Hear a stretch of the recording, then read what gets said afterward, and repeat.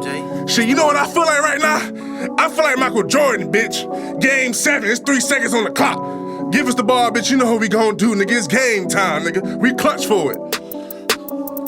I got Louis Vuitton on, headed to the Gucci store. I got 10 pair of 11s, wore 8 of them, got 2 more. I just threw back 2 perks and thought I was on Pluto.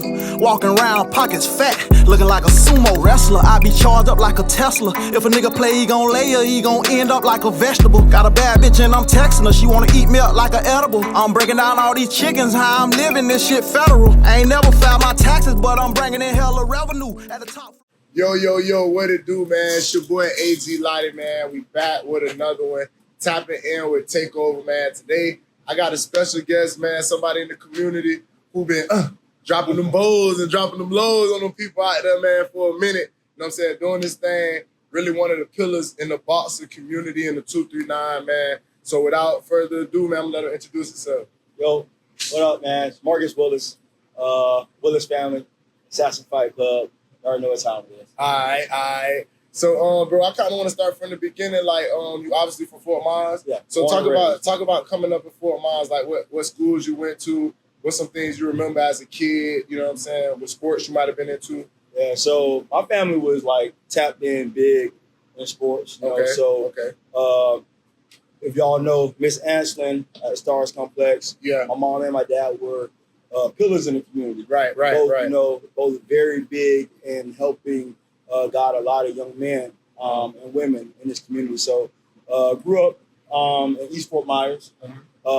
Went to Edgewood Elementary. Edgewood, I went to Edgewood. Yeah, okay. Fort Myers Middle, and then I was in the first graduating class of Dunbar. So I was a 4-year senior. At the new Dunbar? Yeah. Okay. So I was in that graduating class where we were 4-year seniors, so the new school that we were, 04, yeah. Okay, so was you into boxing early on, like as a kid? Or what other sports was you into, like? Well, we was in all of it. We played football, basketball, we ran track, we swam, played baseball. So we did it all. Yeah. Boxing was definitely our base, though. Right. I think because of boxing, we ran circles around all the other sports. So did you play Pop Warner? Yeah. What Pop Warner team you play for? I played for the Rebels. Rebels? Okay. Shout out to Rebels. Okay. So what's some legends in the football world that you played with that people might remember back then? Like so Chris Singleton. Singleton. Like, I know about honestly, Chris. me and some of my boys like Tavares McCarter. We got Chris into football. Chris ain't started. Chris wasn't playing football until we got him in there. So Jeremy Ware. Me and Jeremy played all up through like flag. Shout out, that's my boy Jeremy. Jay Well and Marquis Anderson. Okay, shout out Marquis. Okay. So I see what kind of KT was in there. KT. Okay. So I know what era you was in. Okay. So yeah, you was in the era with the dogs for sure. Nothing but it. For sure. So like high school. So talk about it. When did you start taking the boxing professionally early on? Like, cause like they be having the young Golden Gloves. You know what I'm saying? A lot of the cats I know I grew up with, they was doing boxing early. Yeah. So was you into the fighting? You know what I'm saying? Man, I was in the gym in diapers, bro. Like, it's pictures of me like with gloves on and diapers. My dad started boxing when he was a teenager, and it became a family tradition. Okay, so let me get into with your pops and stuff, because obviously your family big. You know what I'm saying, in that world.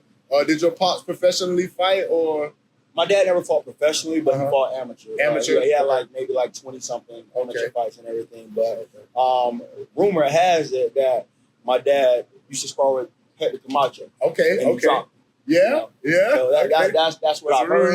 I went in there. So he a beast. But my dad, I've seen videos. My dad was nice. Yeah, he was nice. Okay. He actually beat a guy named Tony Basso that beat Roy Jones. Yeah. Okay. Oh, no, that's pressure. Yeah. So, coming out of high school, going into college, was you trying to, you know what I'm saying? I mean, not going into college. Did you try to go to college? Was you into boxing? Was you trying to take it professional? Like, what was your journey like once you graduated from Dunbar? So when I graduated, I actually could have got a music scholarship. Okay, let's talk about it. Yeah, I played drums. Okay. Jazz band and marching band. So you could have been writing music. Could have went HBCU with it. Drum line. Yeah, I could have did the drum line. Yeah, that was me. But I was ranked number 2 in the nation. Oh yeah. When I graduated. Oh yeah, it's for drums. Yeah, no. For boxing. Okay. Yeah, I was Okay. ranked number 2 in the nation. Dang. Okay. You know, so like I was like, you know, I'm gonna try to follow this Olympic dream. Yeah, you got to. You know, it's either this Olympic dream or go to school. Mm-hmm. And I wish that I would have went to school, but being 17, right, ranked number 2 in the nation. Yeah, you go follow that dream. I'm already locked in on what I'm doing. Yeah.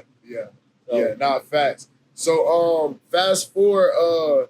When did you fight professionally? Yeah. Okay, so when was your when did you start fighting professionally, and then what was your first match like?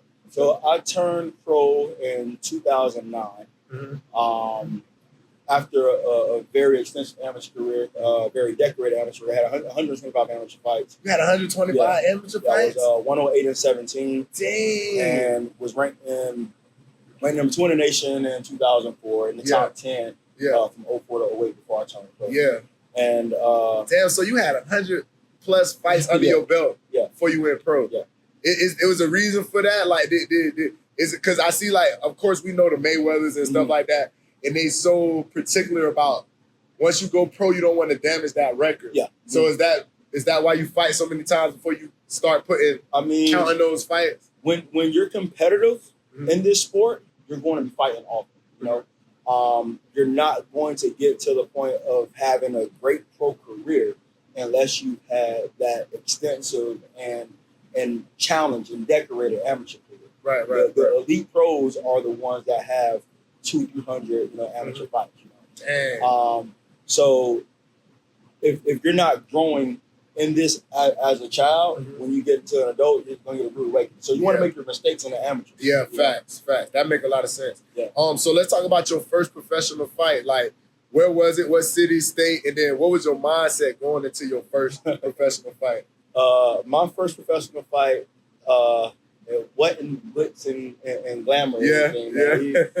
We fought in a middle school in South Carolina. Okay. Didn't get paid. You know? It wasn't no money. So what make it professional? Because you said it wasn't glitz and glamour, it wasn't the big arena light. So what makes a fight professional? What's the all it is contract. Contract. You know? Contract makes professional. You know. Whether you're getting paid or not, which there's a lot of fighters that people don't know that don't get paid when they fight. You know, starting out when you're trying, if you don't have a big team behind you or the right manager or anything behind you, and you're just trying to get your feet wet, you know, you're gonna take fights knowing that you're gonna win. Right. And that's what it was. We knew we was going in there to mop the room. Right. But it's just us trying to go ahead and get in that market. You know? Right. So what was your first professional fight like? Like, what was it tough? Like, who did you fight? Do you remember who you fought? Like, what was it? Was it a battle, slug fight? What? Nah, I knocked dude out. Knocked him out quick. It was first round. First round, damn. It didn't last long at all. Yeah. So, my brother had already made him and Derek Wilson. So my brother and Derek had made their pro debut in November of 2008. I was supposed to make mine with them, but I had an eye injury in the gym to where it would push my debut back. Right. But Quinn was supposed to fight on that card too. Okay. But the dude that Quinn was supposed to fight was from the same gym that I fought. Right. And he saw me work his boy. Yeah. He was like, that's the little brother. I see what the little brother just did to my boy. I ain't gonna hop it up with his big brother. Couldn't even get a chance to fight. Fact. So what after that? How many professional fights you fought? I had 33. 33. Yeah. So what was the journey like after that? Like what's the journey for a boxer trying to get big and trying to get those big fights and get paid? So we had a really good connection with a lot of people in the business, matchmakers, promoters, and everything. My third fight, I fought on ESPN. I was on Friday Night Fights, my third fight. And it was one of the biggest, networks when it comes to boxing. They've been around for forever. But Friday Night Fights, ESPN 2. I beat a guy who was a cousin of Kasim Uma. Kasim Uma was a world champion. Oh yeah. And Uma that's somebody y'all should look up. Right. Uma has a very deep story. He was a warrior of Africa. At the age of 8.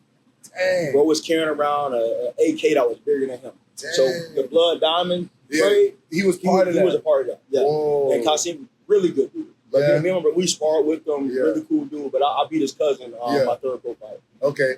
So basically, I want to know like, what's the most you ever made off a fight? Like, what's the most, and how much you got paid for a fight before? Like, I done made over 20. Over 20 bands? Yeah. Dang. So, talk about the lifestyle, because like y'all got to fight to get the money. Hold on, let me make sure. Y'all got to fight to get the money and stuff like that. Like, is it hard for you to maintain over time as a boxer? You know what I'm saying? Like financially, I would think. You know what I'm saying? Boxing is a lot of people see those top guys, and they don't know about the struggle. Yeah, a lot of great fighters don't make good money. You know? Like starting out, like is like I said, my first fight, I ain't make nothing. I made money off a scratch off. That's the only money I made, you know. But starting out, you don't make a lot of money unless you're connected to like the big time. So is that kind of like why Mayweather goes so hard towards the end of his career trying to rack up those millions? Because maybe for so long he didn't get paid like that. I wouldn't. So Mayweather, he did good. From the beginning. Yeah. Just because of his name. But it's like even still doing good wasn't great. Right. But Mayweather, he has that dude. He's cultivated a hustle like no other when it comes to boxing promotions and taking over your career. Right. Because one of the deepest quotes I've ever heard is within boxing, it's where the rats rule the lions. The rats rule the lions? Yeah. How and that's like the promoters, everybody that's behind. Like the lions are in here fighting. Right. But the rats are the ones that's taking all the cheese. Dang, that so makes sense. That's one of the hardest quotes I've ever heard when it comes to like, you know, how the business of boxing. Yeah, I was talking to another cat, Manu, shout out Manu, and we kind of got into about that, like, because now we're in a social media world, we're in a branding world, and I'm watching people like really have to rely on being popular. Yeah. So now you're seeing these guys like Jake Paul and all these people who are influencers now fighting and bringing more money in than somebody who don't got a name. So how big is social media in today's boxing world? Like? It's big, man. Like everything's about marketing now. You know, you are your brand. Right. So if you're not getting people's attention, where you know TikTok is big, Facebook, Instagram, all that. If you're not getting these people's attention, if you can't put asses in seats, you're not gonna be able to grow. So you get fighters who. Rolly, I'm not a big fan of Rolly. He's not a fight. He's not. I don't think I heard of Rolly. Was he like an influencer? No, he's not an influencer. Yeah. But he's entertaining. Okay. And he talks a lot of junk. Not the best fighter winner, but he just beat one of the top fighters. Ryan Garcia. Oh yeah, I know about Ryan. So Rolly just beat Ryan Garcia. Man, Rolly beat Ryan? Yeah. Okay, I gotta check him out. And Rolly's not the best fighter to me, but he can punch. Yeah. He's tough. But he's a great marketer. But he's a great marketer. Yeah. He's a great. I don't even think he knows that he markets. Yeah. He's good at selling himself. Yeah, exactly. Yeah. So it's big when you have that connection outside of the ring, of the boxing arena, to where people are like, okay, like I'm locked in. I'm a fan of this dude just because I see him on social media. So now I want to go see what he's really doing in his career. Yeah. So I know you train now. So you got the club. Talk about the gym and the club and stuff like that. Yeah. And so my thing right now that I am pretty much done with fighting is I've been through a lot of BS in my career. Right. I've beaten current champions. Right. So like I know where I should have been in my career. Right. But things don't always happen the way you expect them to. Whether it's your fault or people that's attached to you. Right. So I want to help anybody that comes in this gym. You know, if they're looking to have a box career or an MMA career or whatever, I want to be able to guide them through to where they don't have to go through all the bullshit. Where they can dodge all of that to where like they have a clear path or an easier path than what I have. Right. So that's what my goal is right now, is to create champions to where I can help them get to a place where they need to be and don't have to deal with all the BS. Right. And not only that, like anybody that comes in here, whether they want to fight or not, like I want to help build that mentality to where when you walk outside these doors, you feel like a champion. Right. Like just in your own So skin. what like how young do you get? I have kids that come in here at 6. I start at 7, but there are like I will let some kids come in if they're a little bit more advanced. So for your more mature, like your fighters who are trying to go pro, the older ones, do you instill like them branding themselves? Like, do you instill social media and stuff like that, or like having them do videos and stuff for them? Training. I'll let them do their thing. Yeah. I'm so busy trying to brand the gym and brand this. So I got my hands full. Yeah, so it's hard to manage them. Yeah, but if I see what they're doing, like I'm definitely going to be like, hey, you need to do this way, this way, don't do that. Right. So like I try to guide them to where they're branding themselves the right way. So let's talk about the history of boxing, because myself and I'm pretty sure like a lot of the viewers don't know about the history of 239 boxing and the boxers. Yeah. So like what's some names that you know that maybe came before you that set the standard, and then maybe some names that came after you that's big right now that we should know about like that? So I would say, what's the OGs and what's the up and coming? When it comes to the Mount Rushmore, right, of 239 boxing. Yeah, let's get into it. I'm gonna go with coaches. Coaches, you got Joe Clow. I heard of Joe Clow. Joe Clow was a 2-time Olympic trainer. Probably one of the most, he was one of the most decorated trainers, not just in Fort Myers, but around the world. He's in Thailand now. Joe's like 86, I believe, now. But Joe was probably one of the best coaches in the nation. Damn. Okay. And we had him here in Fort Myers. So like I grew up around Joe. I was 3-4 years old around Joe Clow. So that's legendary. Yeah, that's legendary. Yeah. John Doherty was my dad's trainer. Coach Michael Nolan. A lot of people that came up through Fort Myers, a lot of the coaches that are still here today. John Doherty, and also Jason Taylor, Crash Out. Okay, Crash Out. Okay.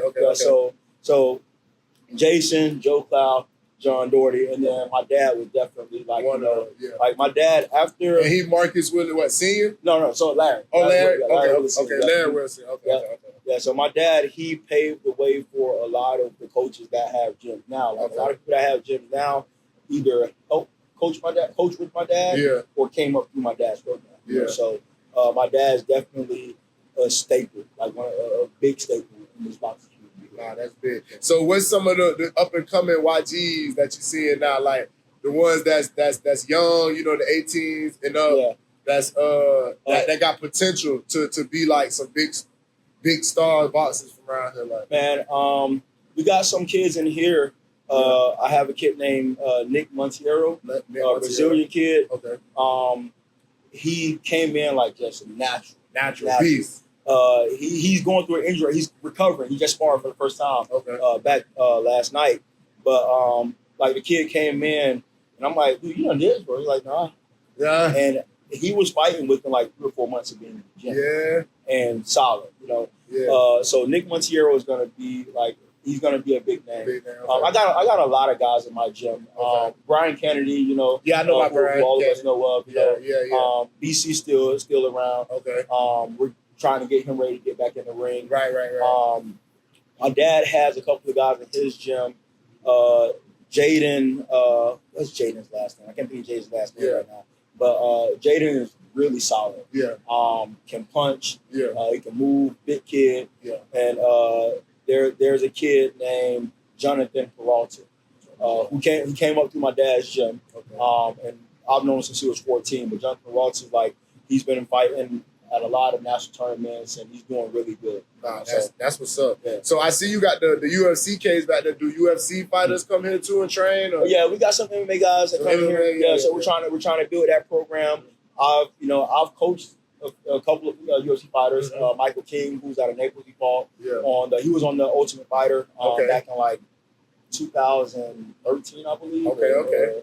Maybe somewhere around between 2010 and 13. Mike was on the Ultimate Fighter. And Nico Price, I was Nico's coach. Price, for his first 18 fights. So Nico's 18-0. with me and everything. So I coached Nico from American Top Team. Okay. So Nico Price was somebody that I coached, and then I just so Fight Zone was the first MMA gym that me and my brother coached at. Okay. So we definitely, we've been around it and know it. So boxing is by far, if you don't have your hands, it's hard to really, get in there too. Right. So, what's some life lessons boxing taught you, bro? Like, what's some stuff that you took from boxing that you apply like in the real world in life? And perseverance, Yeah. We go through a lot, in life. And this like every day a fight. For real. Oh yeah, definitely, definitely. And if you can do this every day, stuff outside, it's a lot easier to get through or to see that it really don't matter, right? But just being perseverant and always having a goal that's reachable and doing the work to attain it. So doing the work is something that always got. If you're not doing the work, you're not ready. Yeah. Because getting in that ring, if you ain't ready, it's gonna be a bad night. Yeah, it's gonna be a bad night. So always be ready. So this is a music platform, 239 Takeover, obviously. So we shout out, we show love to the artists and stuff. So before a boxing match, we want to know, man, who you listening to? Like, what's some of them artists that's gonna get you lit? And you know what I'm saying? 239 artists, Frank. Of course. Frank later. I listen to Frank a lot actually when I'm training, when I'm doing for the fight. Right. Actually on my YouTube channel, I got some of Frank's music. That's on what's my up. intro. On your intro, So, yeah. And we're gonna drop some of them highlights too, so y'all can see what my boy was doing out there. Yeah. Sure. But who else you listen to? Man, Trick, of course. Okay.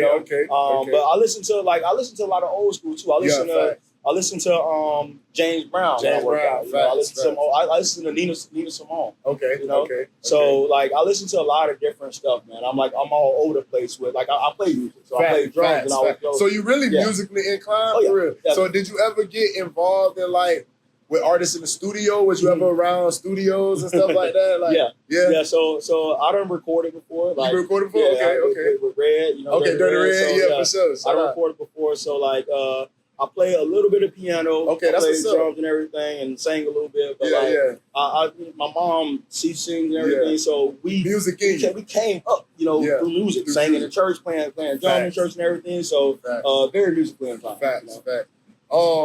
So speaking of the church, you know what I'm saying, I'm very God body. Are you? So how does your faith help you in your journey and believing in God and kind of spiritually being together? I would say boxing definitely helped me connect more, with Christ and everything, because it's a tough sport. It's a tough sport. Sure. So you can't do it all by yourself. Right. You can't do it all by yourself. You have to have some kind of bigger faith or something to believe in, a bigger power to help you, a higher power to help you get through those moments to where that training and stuff, you got to keep doing the same thing over and over and cutting weight.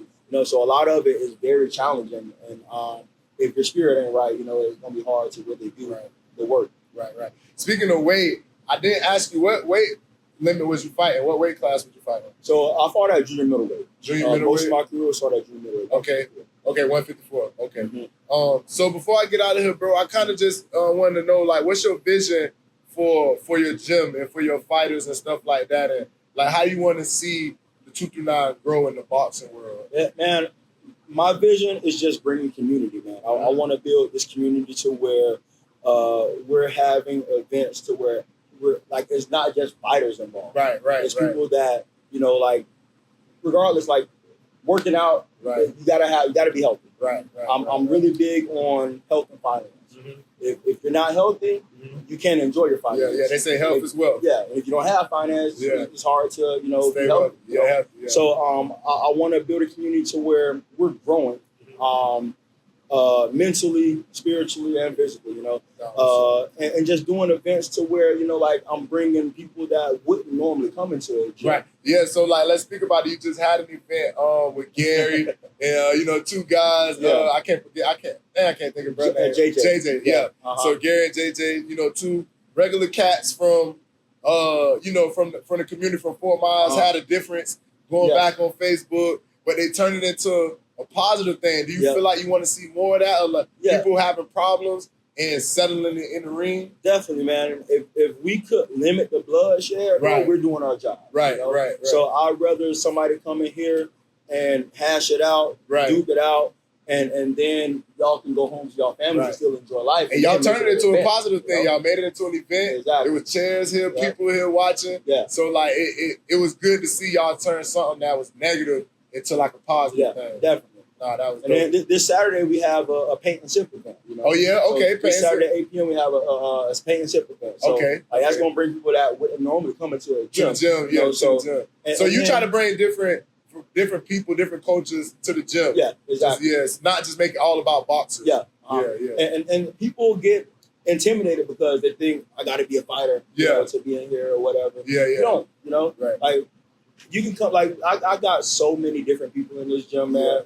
And it's building confidence. Like I had one of my boys call me the other day. He's like, "Man, Coach Marcus, like you saved my life." You know, I was in a very like tough headspace. And because of this gym, like, it's giving me confidence, and I'm getting in shape, and I feel better about myself. So, like, it's all about that. He's not competing. It's just like he's coming in here and believing in himself, doing the work, and building that confidence to where he knows how to throw some punches. So if anybody out there in the street trying to get to him, he got to do something. He does that. So it definitely builds a confidence to where you can be a lot more comfortable in your own skin. Nah, facts. I was talking to one of my partners. His son played football, but he said he think that boxing making him tougher for football. How you feel about that? Like with the Pop One and the kids? Definitely. Like I told you, me and my brother, like we play offense, defense, special teams. We never left the field. Yeah. Like boxing did that. Made y'all tough. Like we was dogs. We was dogs, and like I mean, just back then, regardless, like we was talking about them players back then. We was dogs. But they looked at me and my brother like, "Oh, them boys wolves." So yeah, man. Like it gives you a different endurance, mentality, and confidence. You know. So before we get out of here, man, anything you want to shout out, bro? Of course, the gym, but let them know where they can follow you at on social media and stuff like that. Y'all can follow me at Assassin Fight Club. That's the gym. Assassin Fight Gear. That's our apparel brand.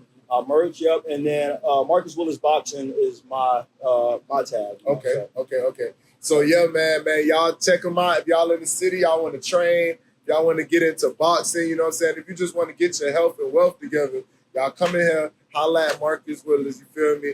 Assassin Fight Club, you feel me? Y'all come tap in, man. It's going down, bro. It was good meeting you, bro. Good doing you, man. And maybe I come in here and train, man. Hey, let's do it. We'll put some events together, man. Let's just stay connected, bro, in the community, bro. Definitely. For sure, man. Love. Sure. We'll be back with another. Yeah, so we here, man, with that boy Marcus Willis. About to go check out the gym, man. Assassin's Fight Club. He gonna give us a little tour. You know what I'm saying? I'm looking at the walls already. We got stuff on the walls, so y'all come check this out real quick, man. So what is this, bro? What this article? Man, it was an article back in the day, me and my brother. I think I was getting ready for a national tournament. Yeah. Wait, hold on. Let me see. Yeah. I was getting ready for a national tournament. This was one of my last national tournaments and everything. So me and Quentin, we put in a lot of rounds together, man. So what's this right here? What's the... So this right here is our wall. This is, the introductory wall. People come in, they see events and announcements, fights that we got coming up or fights that we done. Oh, this right here. So I put the wins and losses. Right. So no matter what, if you don't fall in this show, and you know where you at. Yeah. Fact. So we gotta hold ourselves accountable. Right. You know what column you was in. Fact. You know what kind of... We're talking about this right here, man. We in the history. We like history. What this is right here. Look at the throwback there. I wasn't ready for this one. So this was after I got ranked number 2 in the nation. Oh, okay. So this after the rank. Yeah, I fought in the under-19 nationals. I lost to Danny Jacobs in the finals. So this was a newspaper article. Oh, that's lit. Yeah. All right. So come in the gym. What we got? Talk to me. Yeah, we got the vending machine. We got a smoothie shop. Okay. You got merch. Look like you got merch back there. Merch. We got the Assassin Fight Gear. Apparel, boxing gloves, and everything. Right. And then this area, you know, we get our jump rope in and work out and everything. I seen if you have a fight, you set up chairs too. Yeah, we set up chairs. Yeah, we got a whole bunch of space to where we'll set the chairs up for audience and everything. What's in here? We can go in here? Yeah. So we're still getting a lot of this stuff ready, man. Yeah, still building. That's cool. So right here, we're gonna have some stationary equipment, bikes and ellipticals and everything. Okay. So it's all about growth. We're trying to get there. Facts. And then this room will have. You got tires in the back right here. So y'all flipping tires. Yeah. Okay. So strength and conditioning. You got gloves on deck. Yeah. So I got a lot of gloves, man. We stocked up. We stocked up. You know. Yeah. No flagging. We stocked up. And then this the ring right here, man. You know, it's where we get some work in. Yeah. A lot of sparring, mid work, and everything. Where we develop our fighters in the ring. Yeah. And then all the bag work, bag work, area. Training. You got the wall. Everybody come here, sign the wall. Well, not everybody. You got to be. Got to be some. You got to put in some work. You got to put in some work to sign the wall. Yeah. I'll just let anybody sign the wall. Facts. But, so we got the wall. We got some workouts on the wall, and then anybody that come in here, that means something or that has put the work in the gym, signs the wall and everything. So that's get them tags in. So we got the cage, MMA cage and everything. Okay. So we have a really good MMA program. I have 2 great MMA coaches. Austin Smith, he's from the Midwest. Right. He's had 13 years of experience, wrestling and MMA. So he's fought professional as an MMA fighter. Right. And then Jesse Restrepo, he's been around. Jesse grew up in the streets. Like he was in a lot of gang activity. He turned his life around. In the streets of Chicago, turned his life around and started dedicating his time to the gym. But Jesse definitely is like a well-rounded, like Muay Thai, boxing, and a little bit of grappling and everything. So I got some really good MMA coaches and everything in here, man. Facts. So what we got over here? What we finna build a studio or what? What we doing? What we finna do over here, right? Sure, we might have to. But what you doing with this? We're building a shower, another shower in here. Oh, and you did talk about, because they obviously, you see the stairs, they got it upstairs. Yeah, we got it upstairs. So you did talk about having like a room and board, some type of room and board. So eventually we want to get, a room and board up there to where fighters come for training camp. They can stay here and be in the gym full time, dedicated, locked in. Right. But we're probably gonna build a sauna right here. Sauna? Okay, that's dope. That's dope. Yeah. Well, yeah, man. Hey, look, man, y'all see what's going on. If y'all in the area, y'all want to train, man, y'all come to Assassin Fight Club. It's going down. You want to be great, you want to get better, y'all tap in with this man right here. Right here at 2849 Fowler Street. Y'all can follow us on Instagram at Assassin Fight Club. Our website is assassinfightclub.com. That's what it is, man. It was good doing it with you, bro. We gotta do some more stuff, do some events, put some stuff together, bro. For sure, man. This motivation, though, man. I need to come in here and get right. Yeah. Try to slim up, man. Get that body right. Any rivals? Yeah. I would say Keith Thurman. Yeah. Keith Thurman, I heard of that. Yeah, Keith Thurman. Keith was a. Keith had a few belts at Blue Middle and Wilson. He lost to Manny Pacquiao. Keith was honestly one of the scariest welterweight belts. But me and Keith fought 3 times in the amateurs. You can hear me? You see me? All the time. I never got to see it. Oh yeah. Bro, he said you were trash out there. Nah, I don't believe that. He said you were trash. He said, man, KT do man. Don't believe that. KT was a trooper out there for real. But KT will tell you how his dog was on the field. He said he was a dog. Yeah, I played on the field in 1 year. Oh yeah? I thought you played like 2 years. Nah, you played over me. Okay. All right. We played Mighty Mice the 1 year with all that Leatherwood and all that. That's right. Yeah, that's right. That was my first year playing. Yeah. Y'all went up, then I stayed down. Yeah, I put like 20 plus in the end zone that year. Yeah. Okay. Hey, go on, bro. Yeah, nah, we just did a little interview. We right here on. I got Excels. Huh? I mean, we bring sales. Oh, yeah? Yeah, right at Bro Joe. Be good to see you.